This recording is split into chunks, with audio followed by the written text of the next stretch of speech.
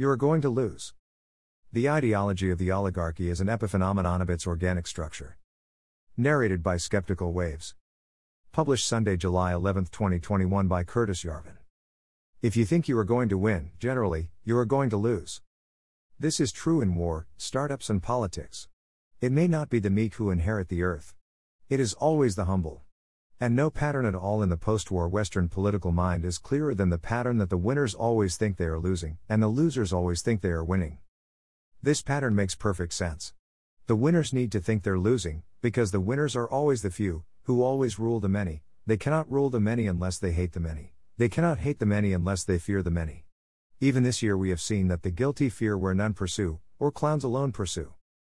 The losers need to think they're winning, because, if they knew how badly they were losing, they would be instantly gripped with a sense of depression, apathy, and futility otherwise found only in some of the oldest Precambrian rocks.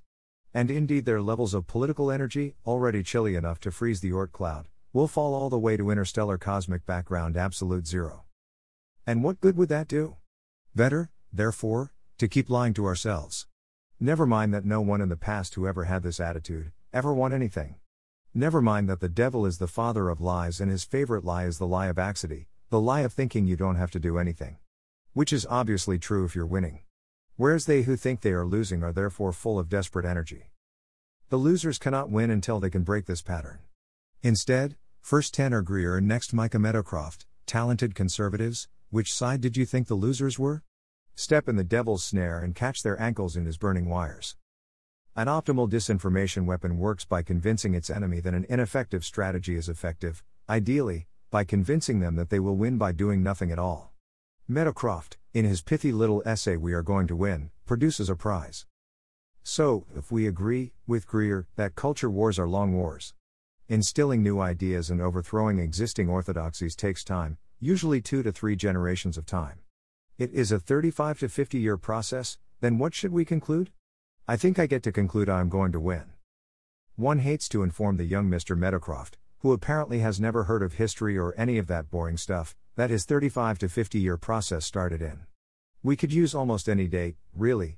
But how about, say, 1958? With the founding of the John Birch Society? I think I get to conclude that we have all already won. Either that, or modus tollens? But no, we can anticipate the easy response. The JBS is not real conservatism. The real culture war started in, 2015.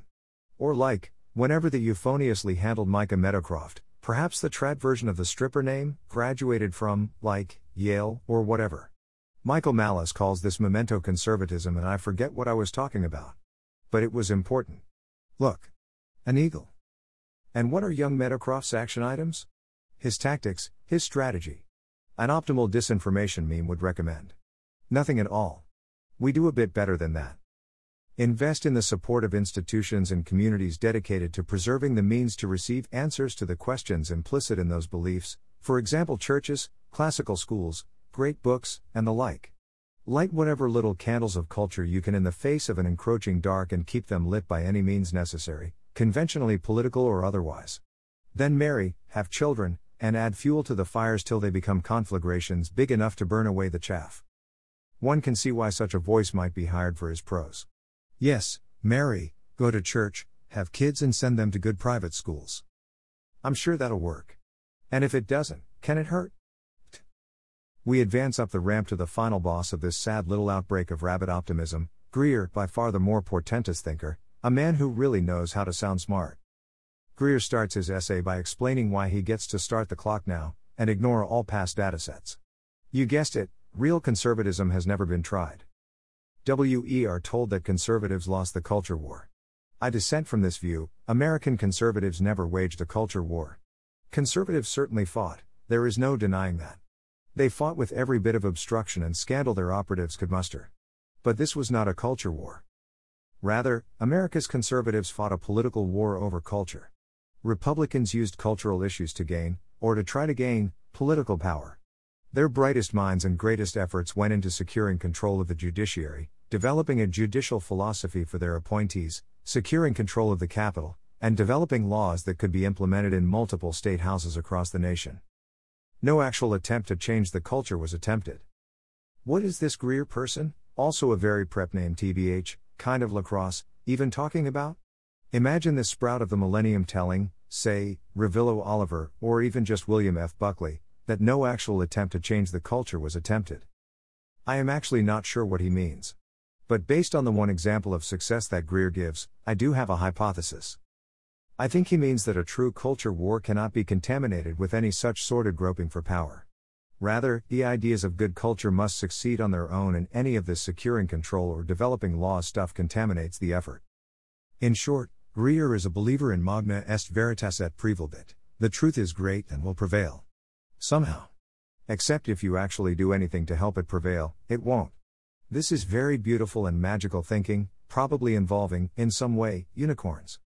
But actually, there is a strange looking-glass way in which Greer is right.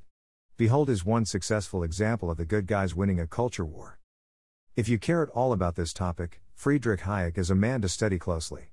Consider his position in 1949, the year he penned the essay The Intellectuals and Socialism. He was an economic libertarian living in a world that had seemingly discredited everything he had stood for. Unfettered capitalism was endorsed by no one. Well, almost no one. It was still endorsed by one Friedrich Hayek. You know what happens over the next 3 decades. The Soviet economy stalls, Bretton Woods falls apart, stagflation rips through the American economy, Reagan and Thatcher have their respective revolutions, and with the end of the Cold War, neoliberal economic principles become the bedrock of the new global order. Hayek and his little band of economic libertarians begin this story as pariahs. They end at profits. This is a remarkable transformation, a clear case of cultural insurgency triumphant. Hayek fought and won a war over American ideals. What can one say about this Greerian prose? It is less purple than Meadowcroft's. It still makes us think of Time magazine. It still has a mythic, even magical quality, and one quality of magical thinking is the complete absence of any rules of causality. We can say Hayek fought and won a war over American ideals, whatever those are. Lol, after all, Jim Jones was an American too, and a lot more American than Hayek. Winning involves causing effects, not just being in the right place at the right time. We cannot say Hayek caused the Soviet Union to collapse, Reagan to be elected, etc. In fact, we can say that there is almost no way that his actions could have had any effects on these events. Moreover, in the case of the culture war as normal people use the term today, neither the collapse of the Soviet Union or the Reagan Revolution seem to have any lasting positive effects today, but let's not mind that for now. But there is one exception. Hayek, as a professional economist, a dealer in second-hand ideas, actually everything good in Hayek is filched from Mises, can indeed be plausibly blamed for Greer's last clause: with the end of the Cold War, neoliberal ideas become the bedrock of the new global order. Something is funny about Greer's timing, because the Cold War ended in 1989, when, according to the data, neoliberalism looks to just be getting started. But nonetheless, someone is winning something, because we see a stock chart that only rises. I can explain this, and Greer himself probably even understands it. Until quite recently, the so-called neoliberals never, ever said neoliberal. It was exclusively an exonym, basically, a Marxist slur, meaning anyone who isn't a Marxist. As Marxism becomes more dominant, more Marxists use Marxist exonyms more, suggesting a rise in this strange neoliberalism. Data interpretation is tricky. When more people start talking about witches, it does not always mean more witches.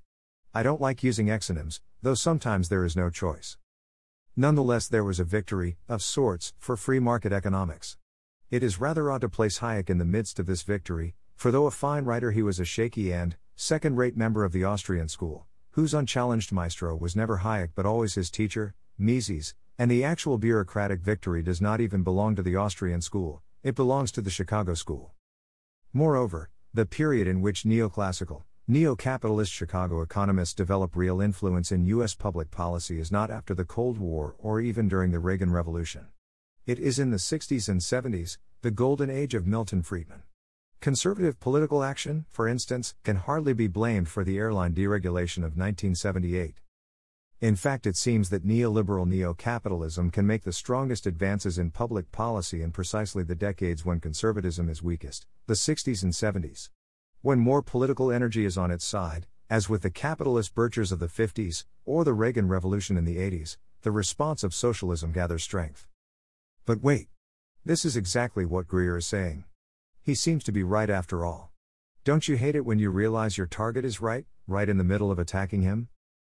Greer is saying that when we add democratic force, or, to use the usual pejoratives, political or even populist force, to capitalist ideas, it actually retards the progress of capitalist ideas in the marketplace of ideas.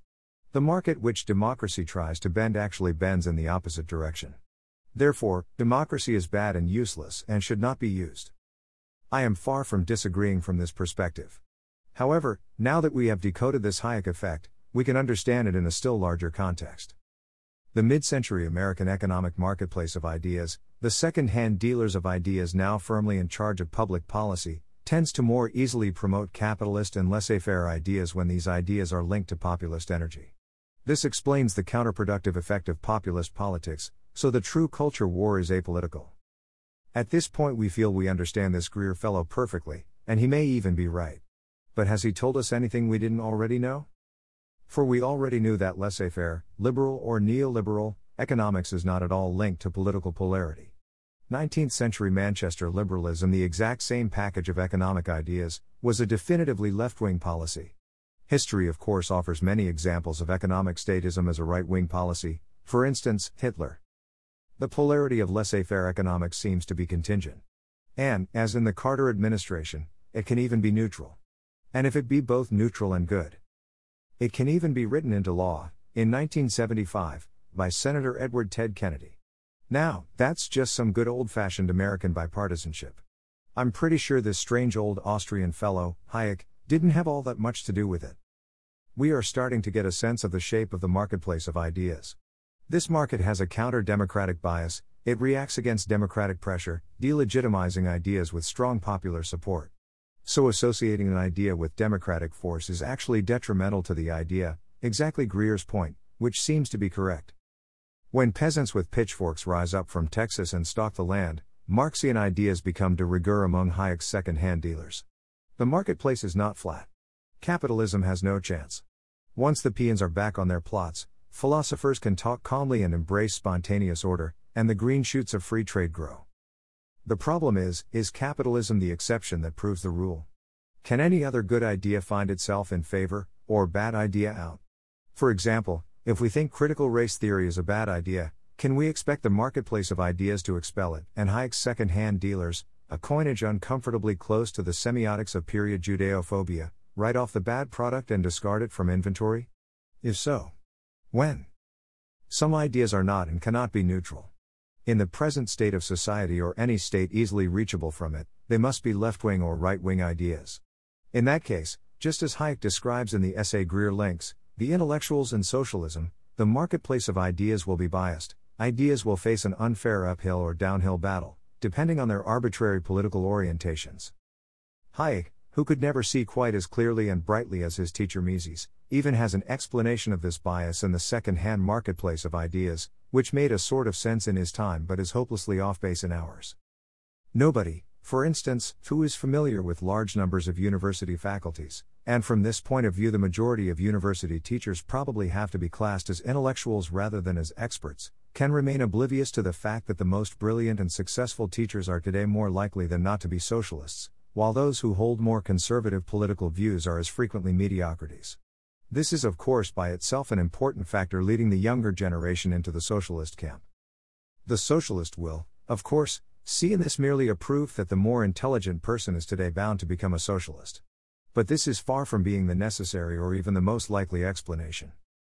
The main reason for this state of affairs is probably that, for the exceptionally able man who accepts the present order of society, a multitude of other avenues to influence and power are open, while to the disaffected and dissatisfied an intellectual career is the most promising path to both influence and the power to contribute to the achievement of his ideals.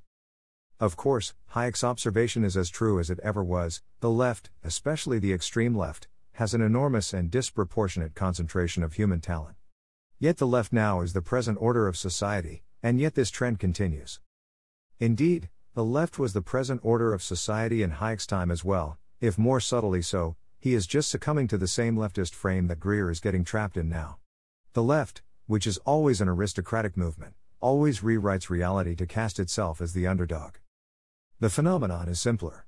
After the marketplace of ideas was put in power, power slowly poisoned it. Once the marketplace is poisoned, it no longer selects for good ideas, only for powerful ideas. It will serve up a constant stream of ideas that seem to always make the strong stronger, though that is almost never their explicit goal. The ideology of the oligarchy is an epiphenomenon of its organic structure. Hayek's observation is true because the smartest people are the most ambitious. Since they are ambitious, they tend to choose radical ideas which are powerful and exciting. This excitement contrasts with boring ideas which are conservative but good, and thus appeal to more sensible, mediocre professors. Capitalism looked like an exception to this effect because, when populist pressure was strong, populists adopted capitalism as their banner, so its name was mud at college. But capitalism worked, so when the townies weren't around, it could be an asset. It is less immune to political bias than chemistry, and more immune than sociology. Now that we understand the anomalous corner case of laissez-faire economics, we can see that the rule has no exceptions. Greer has just rediscovered the Patmore effect.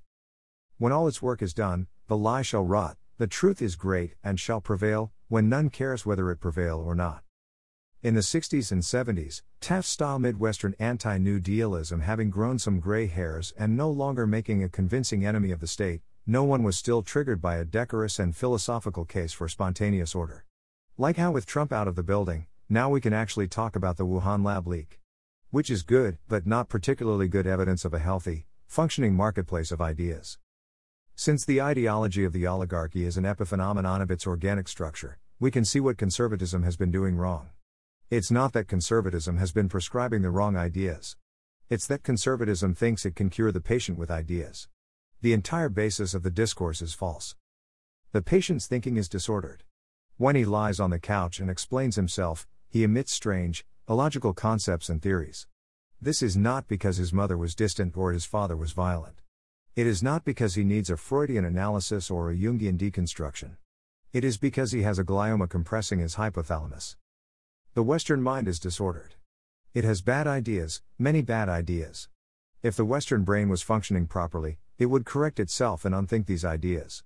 If the Western brain was functioning properly, feeding it correct ideas which oppose the bad ideas would assist in this natural process of intellectual peristalsis. But the problem is not the ideas. The problem is the institutions. The disease is not a disease of the mind. The disease is a disease of the brain. In Russian this sounds like an orc ordering you shot, but in Spanish it is quite nice. What is to be done? Greer would probably respond that he sees the great conservative mistake as securing control and developing law as the alternative to the rarefied, Hayekian promotion of abstract and apolitical ideas and ideals that he calls real culture war. Again, he has a point, none of this practical politicking has gotten us anywhere, either. As a West Coast pessimist, I have to say, it's hard out there for an optimist. Look at all the optimism of the Reagan Revolution. And what is left of it? The answer is simple: surgery is very useful. But surgery is not just surgery. You can cure an ingrown toe by toe surgery, and a brain tumor by brain surgery. You cannot cure a brain tumor by toe surgery, not even if the brain tumor is causing toe spasms. Knowing that the problem is in the brain, not the mind, is not a good excuse to focus on the body, not the mind, especially when all the control and laws, objectively observed, are barely enough to register as a symbolic, homeopathic treatment. These superficial measures are supposed to feed back up the chain of being and cause real changes in mind and even brain, as if Trump's Muslim ban could turn the Middle Eastern Studies Department at Columbia, perhaps, into a hotbed of neocon Zionism. So definitely don't expect that to work either. No, brain surgery is never popular, there is no constituency for brain surgery, no audience, no demand. But, when you need it, you need it. Our next post here at Grey Mirror will talk a little more about this brain surgery. Which is really not as scary as it sounds. But, it's sensitive stuff, so you'll need to subscribe now.